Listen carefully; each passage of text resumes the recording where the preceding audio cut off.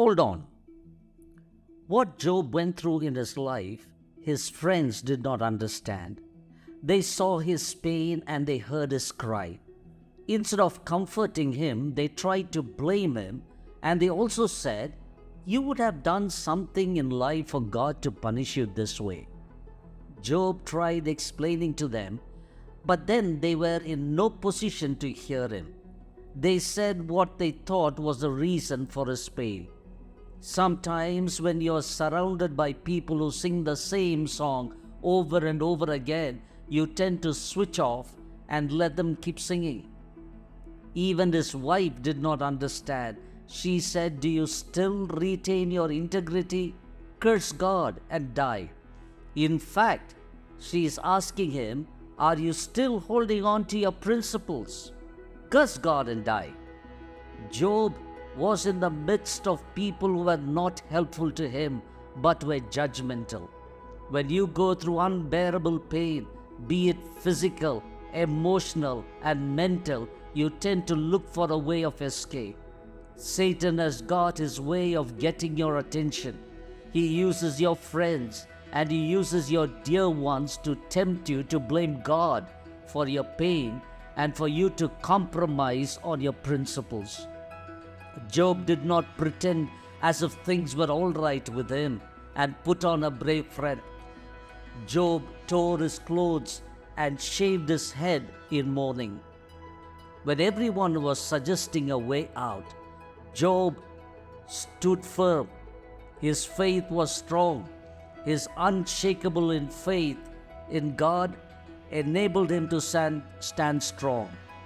3 certainties he held on to. Number 1, he was absolutely certain, and he said, "My God knows my path." There was nothing hidden to God. Job's life was open, and the Lord knew his way. Job did not know why this suffering, but he knew that God knows everything. In Psalm 139, verse 1 to 6, the psalmist says, "You have searched me, Lord, and you know me. You know when I sit and when I rise. You perceive my thoughts from afar. You discern my going out and my lying down. You are familiar with all my ways. Before a word is on my tongue, you, Lord, know it completely. You hem me in behind and before, and you lay your hand upon me. Such knowledge is too wonderful for me, too lofty for me to attain." Do you have this certainty that God knows your path? The second certainty that he held on to was this: he was absolutely certain that it was God who was testing him. He says in Job 23:10, "When he tests me, it is not if, but when." God tests his children for a purpose. Scripture tells us that God allows pain in our lives for many different reasons. He tested Abraham, Moses, David, Peter, and others. Job was reduced to sitting amidst the rubble of his once prosperous life. After the loss of everything he held worthwhile, he still proclaimed, "Though he slay me, yet will I trust him." He was declaring his complete trust in his God. He later proclaimed, "I know that my Redeemer lives, and he shall stand at last on the earth." The third certainty that Job held on to was this: he was certain that God will reward him.